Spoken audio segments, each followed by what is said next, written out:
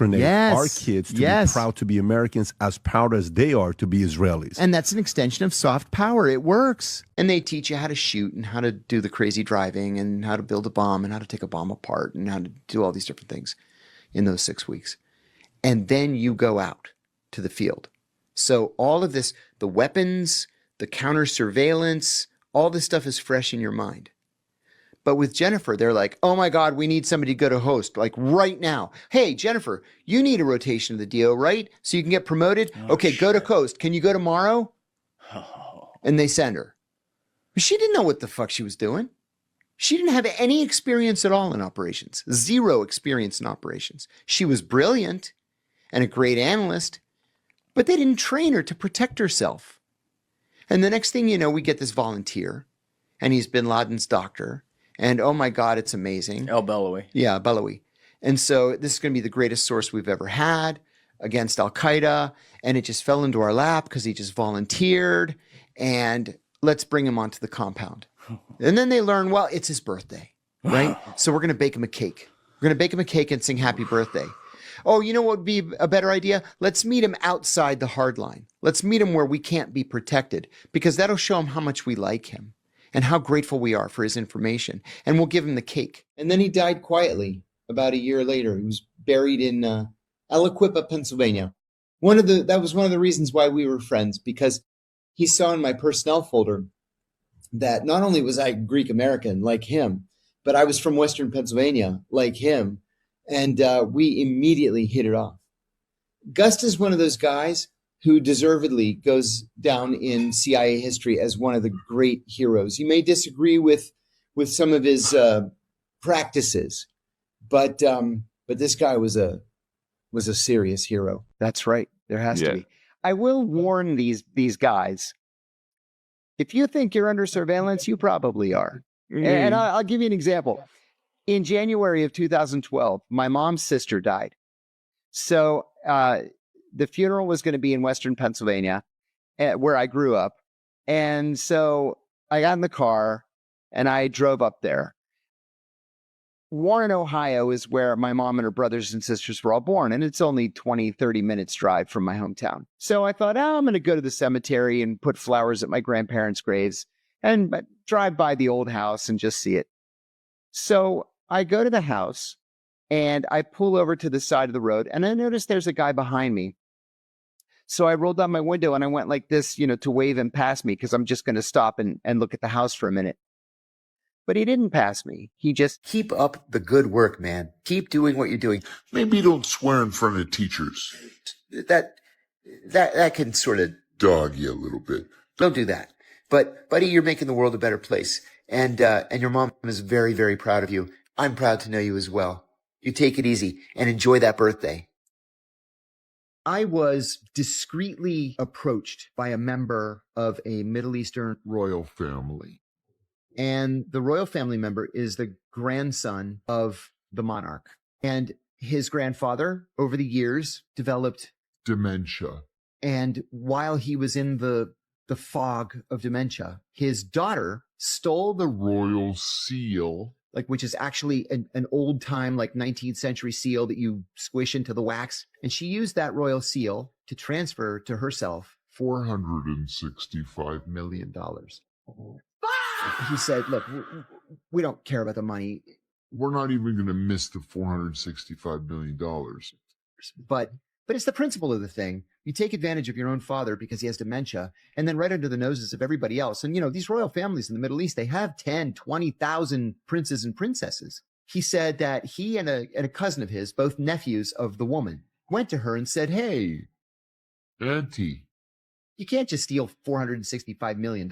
You can't just steal His Highness's royal seal and transfer the money to yourself. Not cool.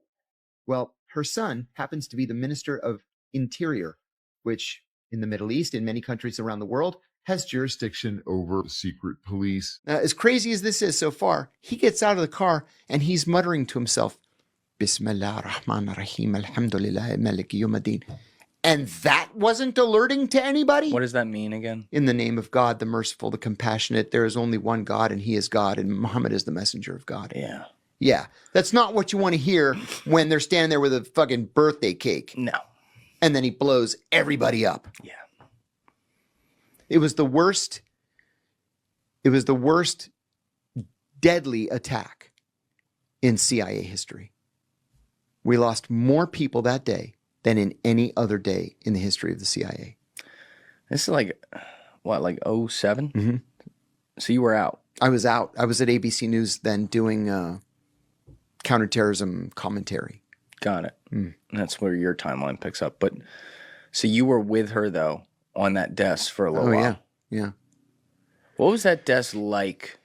Busy. Yeah. Oh, what kind of leads were you getting on them? Because no one knew at that time. No, most of what we were getting was shit. You know, you get, when I was in Pakistan, I used to get these people all the time, walk-ins. Yep. So a walk-in is somebody who literally walks in off the street and says, I have intelligence that I want to share with the CIA. Okay. 98% of the time, it's a lunatic, right? 1% of the time, it's either what's called an intelligence peddler. Sat there behind me, and I thought, okay, that's weird, but all right. I drive up to the end of the block, and I make a big illegal U-turn in the intersection, and then he makes the big illegal U-turn. So I call my wife in DC, and I said, I'm under surveillance. I'm sure that I am. And she said, oh, come on. I said, no, I'm sure. And I told her what I just told you. She said, well, what are you doing now? I said, I'm going to drive over to the cemetery. If he follows me into the cemetery, I'm going to confront him. And the intelligence service. The prince that I'm talking to fled to Europe. The other prince who confronted her was arrested and has been in prison for the past year on a charge of treason because he dared to challenge his aunt on her theft. So I am headed to the Middle East on Friday because the two sides have asked me to try to mediate this dispute. I know that that sounds completely nuts. It sounds nuts to me just hearing the words come out of my mouth. But I spent many years in the Middle East, and I always gave people a fair shake. I was always the good cop, remember? And when I was in this country, I worked very closely with the intelligence service, and I worked very closely with the royal family for years. And so I don't have a dog in this game. They trust me to try to make peace. So this is going to be the first of what are probably going to be at least a half a dozen visits to try to get this thing smoothed out. I'll keep you updated. I'll let you know how it's working out. It was 1000% yes, a setup. As it turned out, after my arrest, you know what? Let me go back. So I was working at the Senate Foreign Relations Committee from 2009 to 2011. And I love that job because you get called by foreign diplomats all the time, and you meet and you have coffee or you have lunch, you talk about foreign affairs. It's a ton of fun. So this Japanese diplomat called me. He said he's the number 3 diplomat at the Japanese embassy. His English was terrible. He was an Arabist, so we did all of our meetings in Arabic. And he pitched me. In our first meeting, he offered me money in exchange for classified information. And so I went directly to the office of the Senate security officer, and I reported the pitch.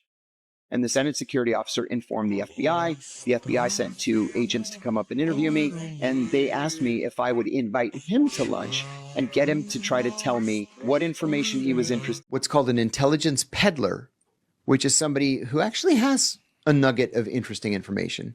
And he brings it to you, and you give him $100. But then he goes to the British embassy, and then the French embassy, and then the Russian embassy, and then that's a month's salary. You got to make a living. Yeah, legit. Yeah. The other 0.5% is what's called a probe. So this is usually Iranian. It can be Hezbollah or North Korean. And they'll come into the embassy like this. They'll be like, yeah, I have information I want to give to the CIA. Can you call a CIA guy down here for me? And they're looking like, where are the cameras? Are the doors armored? Are the windows armored? How many of the people I'm dealing with have guns? Can I see the true name of anybody on their badge, or have they obscured their badge? How many checkpoints do I have to get through before I'm actually inside? So in the event that they want to attack our embassy at some point and blow it up, they've got a design on how to do that. That's why we keep them outside the hard line. Only in the smallest embassies. do you bring them in? But otherwise, I'll meet you at that shack in the parking lot because you're not coming in here. Yeah. But then the remaining 1% is the real deal. And the old timers who worked against the Soviets will tell you that the greatest sources in the... So I drive over to the cemetery, and it's like this 19th century cemetery that still has a little bit of room, and that's where everybody goes in the new section. So I pull in, he pulls in behind me. I go to my grandparents' graves. I put the flowers. I stand there for a couple of minutes. And then I thought, my ex-brother-in-law is back in the back part. I'm going to drive back there. He follows me. So finally, I get out of my car and I was like, what? What are you doing? And he takes off. I was arrested 4 days later. Oh, okay. All right. And so it turned out we saw in Discovery, they didn't know that my aunt died.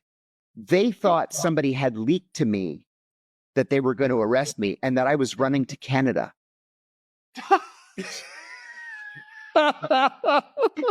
Morons. That's embarrassing. So my message to these people who are under surveillance, if you think you're under surveillance, you are. Honestly, I think the FBI is being protected because the FBI has an enormous division called the Counterintelligence Division.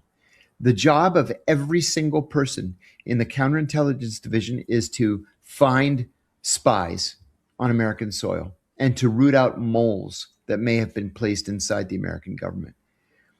But we've always had this hands-off attitude toward the Israelis. We all know the Israelis are spying on us. They have hundreds of spies. And how much he was willing to pay me for it. I said, Because I'm a patriot.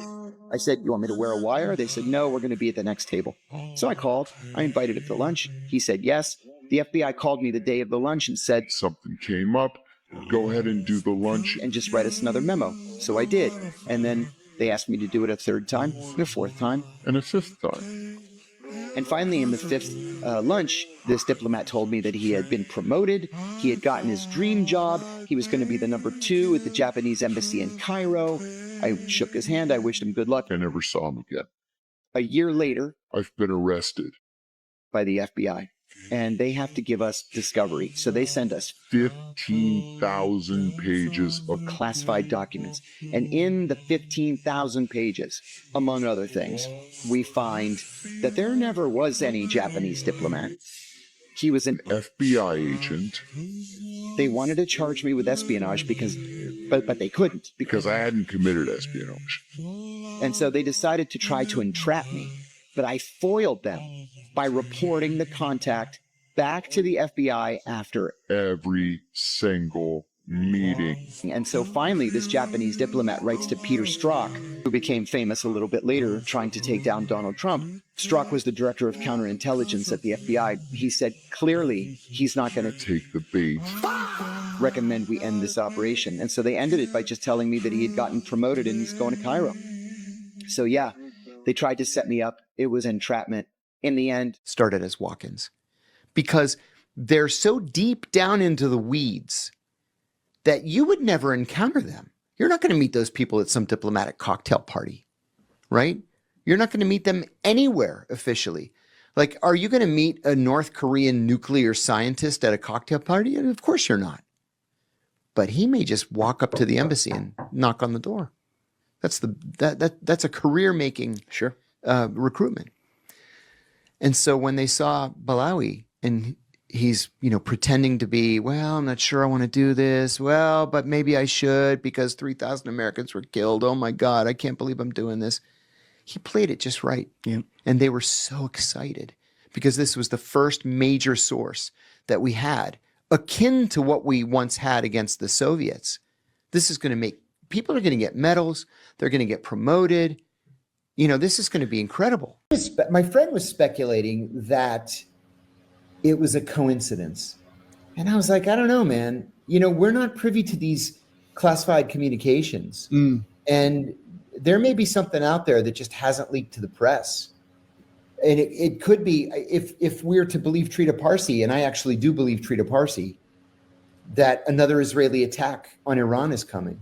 I heard something today that was very interesting. I heard it, it's the second time I heard it, so I don't know if it's circular reporting, if there's something to it, that Trump actually did not want to attack Iran, but Netanyahu told him that the threat really was existential and that the Israelis were going to use a nuclear weapon, a tactical nuclear weapon. And then Trump stepped in and said, all right, we'll use the 30,000-pound bomb. You keep your nukes to yourself. And that's why we bombed. If true, that's absolutely insane. I thought so too. But this